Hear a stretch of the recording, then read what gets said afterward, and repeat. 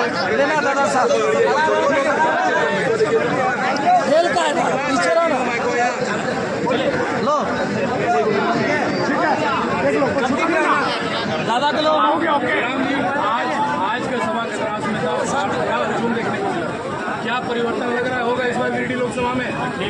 गांव का बेटा जब आज शहर में आया, शहर वालों ने फूल बरसाया। जब गांव का बेटा शहर में आया, शहर वालों ने फूल बरसाया, इसका मतलब संदेश यही लाया है कि इस बार बदलाव आया।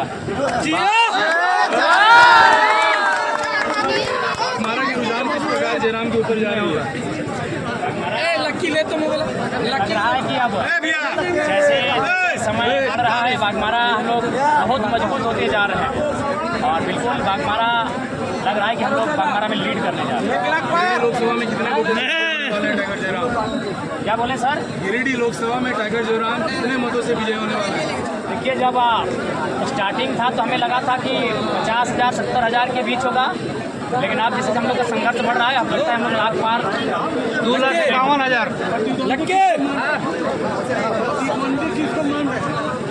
स्वाभाविक सी बात है। जो वर्तमान के सांसद हैं वो फिलहाल ही को मान के चला जाए, लेकिन हमें लगता है फिलहाल रेस की अगर बात की जाए, जनसंपर्क की बात की जाए, रोड शो की बात की जाए, सभाओं की बात की जाए, तो दोनों प्रत्याशी कहीं दिख नहीं रहे हैं। वो अंदर खाने रणनीति बना रहे होंगे, बड़े मजे में खिलाड़ी हैं, राजनीति के दिग्गज हैं, हमसे एक नवा मेला रहा है, लेकिन हमें लगता है हमारे जोश के सामने उनका अनुभव इस बार थोड़ा फीका पड़ना चाहिए। हमेशा अनुभव की जीत नहीं होनी चाहिए। अगर जोश की जीत नहीं होगी तो फिर जोश कैसे लोग जोशीले होंगे? दोनों प्रत्याशी के बारे में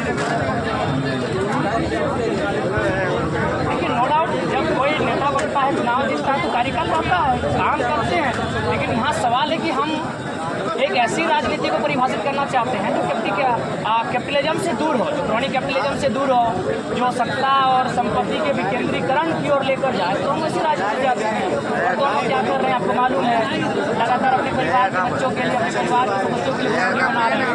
किसी छुपा नहीं है, किसी सड़क के किनारे चल जाए, आप एक स्टिंग ऑपरेशन कीजिए तो सही, तमाम सड़कों के किनारे उनकी संपत्तियाँ मिलेंगी। तो ये है, अब ये पॉलिसी राजनेताओं की जनता खारिज कर रही है। अब जनता हो चुकी है, वो नेता चुन के भेजी है, व्यापारी चुनी नहीं। हम चाहेंगे गांव घुसने दिया जाए, उनको गांव में बैठने दिया जाए, फूलों की माला से स्वागत किया जाए, ठंडा पानी पिलाया जाए, लेकिन सवाल ये पूछा जाए कि गरीब किसानों के पास 2 एकड़ की संपत्ति है, आपकी 200 एकड़ की कैसे हो? हमारा एक चाय का दुकान है, हमारी एक पान की गुमटी है, आपका विदेश में कंपनी कैसे, आपका स्टेट के बाहर कारोबार कैसे फैला? ये सवाल होना चाहिए, बैठने देना चाहिए, गाँव घुसने देना चाहिए, लेकिन सवाल होना चाहिए। जयराम जी अपने गठबंधन के प्रचार में खुलकर सामने नहीं आ रहे हैं, यहाँ के प्रत्याशी क्या वो आपसे डर गया? नहीं, डरे नहीं है, लेकिन वो उगते हुए सूरज के ताप को समझ रहे हैं कि उगते हुए सूरज के सामने जो ताप है, उस ताप में क्यों जलना, उस ताप के चक्कर में क्यों पड़ना। तो उन्होंने सरेंडर किया है और निश्चय ही दोनों, हम चाहेंगे दोनों इंटरनली जहाँ हैं वहीं रहें, और हम चाहेंगे कि उनका जो साख बचा है उसको बचा के रखें। फिलहाल गिरिडीह लोकसभा में किसी प्रकार का हस्तक्षेप ना करें तो ही बेहतर है। जो आपकी पार्टी के सदस्य भी है, उनके और जिला परिषद में आप उनके हस्बैंड के द्वारा एक ऑडियो वायरल होता है, इसमें खुले तौर पे कहा जाता है कि विधायक ढोलू महतो वहाँ के लोगों को समर्थन करने के लिए, वो ऑडियो अभी खूब वायरल हो रहा है, इसमें आपका क्या विचार रहेगा? देखिए, ऐसे ऑडियो जब चुनाव नजदीक आएगा तो बहुत सारे वायरल होंगे, ऐसे ऑडियो बहुत सारे वायरल होंगे। कोल्हान में भी एक साथी ने बड़ा प्रेस कॉन्फ्रेंस किया, सिंदरी में भी हमारे एक साथी ने प्रेस कॉन्फ्रेंस किया, अब सिंदरी की बात कर रहे हैं, तो ये नई घटना नहीं है, ये साजिशें होंगी, और जो लोग ऐसा कर रहे हैं उनको आत्मग्लानि भी होगी। जब चुनाव पार हो जाएगा उनको आत्मग्लानि होगी कि क्यों आखिर इन बच्चों के साथ साजिशें कर रहे हैं। नहीं, बिल्कुल नहीं करती, क्यों करेंगे भाई?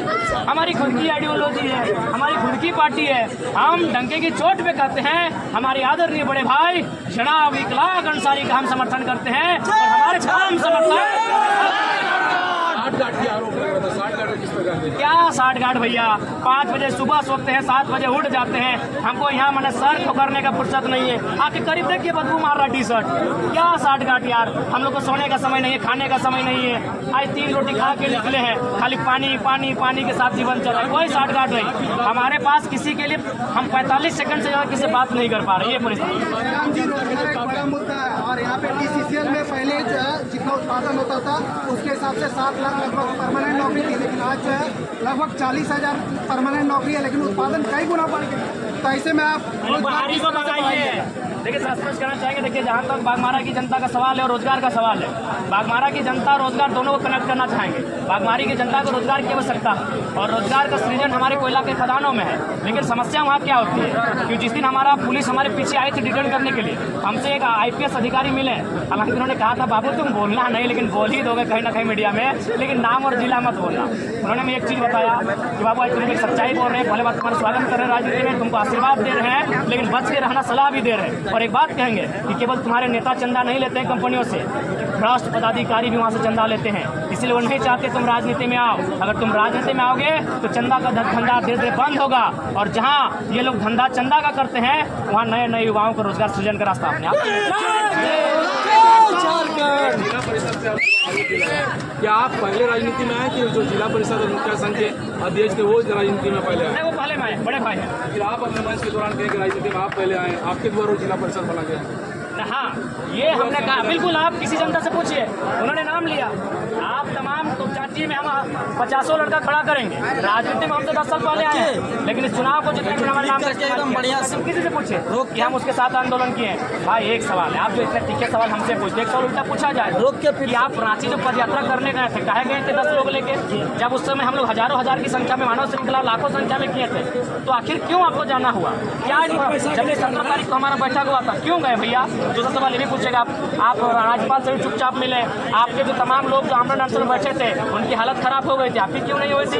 आप क्या कोई मैंने बढ़िया टॉनिक खाते थे? कारण अभी बता दीजिए क्या कारण यही है। और सवाल ये भी, 2 साल पहले आप कहाँ थे माननीय? हमारे बड़े भाई 2 साल पहले कहाँ थे? बिल्कुल हमारे बड़े भाई हैं, विचारों की भिन्नता है।